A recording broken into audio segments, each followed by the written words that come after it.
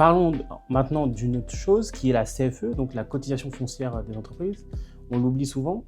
C'est une déclaration de la CFE, du coup, qui est à faire généralement en fin d'année, qui dépend de ton chiffre d'affaires sur l'année précédente, et elle est à payer au 15 décembre maximum. Donc pour l'instant, on est plutôt safe, mais il faut le garder dans un coin de la tête.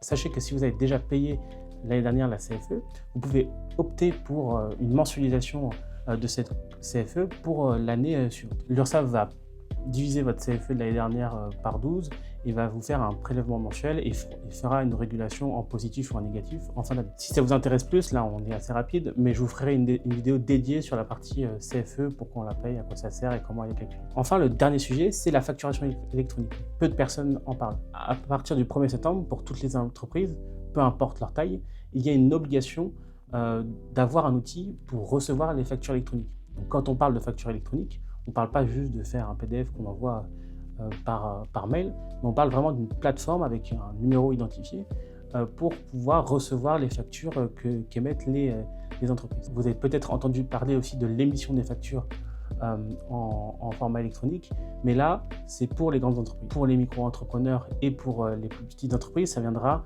en septembre 2027. Sur le sujet de la facturation électronique, je pense que je vais faire une vidéo dédiée sur ça, notamment quelles sont les obligations, comment s'organiser, quelles sont les plateformes disponibles et quels sont les meilleurs fournisseurs sur ça. Donc, je vous propose de vous abonner à ce compte pour pouvoir suivre toute cette partie-là. Je vous laisse l'espace commentaire si vous avez des questions et n'hésitez pas à me soumettre des idées de vidéos, je suis là pour ça. Je vous souhaite une très bonne année 2026 et à très vite.